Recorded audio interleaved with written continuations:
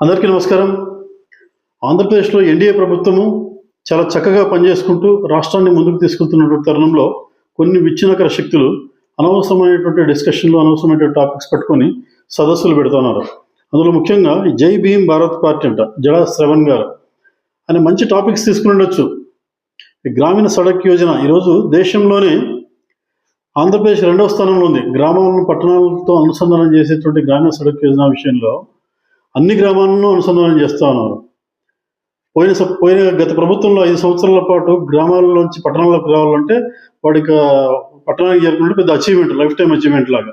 అటువంటిది ఈరోజు వాటన్నింటినీ సరి చేస్తూ, మరమ్మతులు చేస్తూ ఈరోజు గ్రామీణ సడక్ యోజనకు 3,80,000 కోట్ల రూపాయలు ఇప్పటిదాకా మోడీ ప్రభుత్వం ఖర్చు పెట్టి గ్రామాలను పట్టణాలను అనుసంధానం చేస్తుంది. అదేవిధంగా వికసిత్ భారత్ జీరామ్జీ గ్రామీణ ఉపాధి పథకానికి కూడా పథకం మొదలైన తొలి దశలోనే ఆంధ్రప్రదేశ్కి 2,500 కోట్ల రూపాయలు కేటాయించడం జరిగింది. ఈ విషయాలపైన ఈయన జడా శ్రవణ్ సదస్సులు పెట్టొచ్చు, ఇంకా ఫండ్స్ కావాలని చెప్పి డిమాండ్ చేయొచ్చు. ఎందుకంటే ఇది రాజకీయ పార్టీ పెట్టావు. రాజకీయ పార్టీ అంటే ముందుగా ప్రజల యొక్క సంక్షేమం, అభివృద్ధి గురించి మాట్లాడాలి నువ్వు. అది వదిలేసి నువ్వు పెట్టినటువంటిది ఏంది, అది దళిత క్రిస్టియన్లకు రిజర్వేషన్లు కావాలంటావు. అది ఎలా సాధ్యమవుతుంది?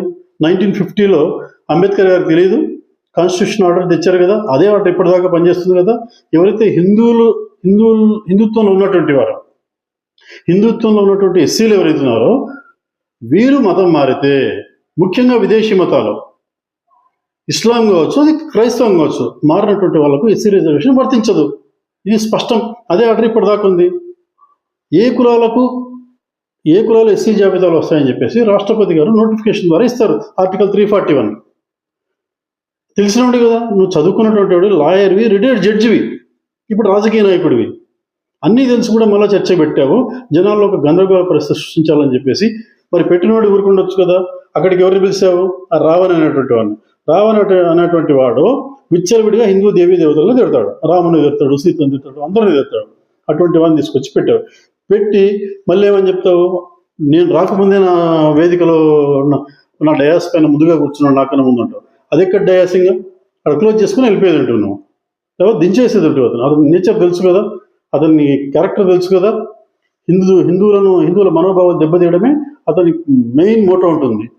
అటువంటి వాళ్ళంతా పోగు చేసేసి, సభ పెట్టేసి, ఉప ముఖ్యమంత్రిని తిట్టేసి, హిందూ యాక్టివిస్టులను తిట్టేసి, గందరగోళం సృష్టించేసి, రాజ్యాంగపరంగా సాధ్యంగా అన్నటువంటిది, ఒకవేళ అది సాధ్యం కావాలని కూడా రాజ్యాంగపరమైన ప్రక్రియ జరగాలి.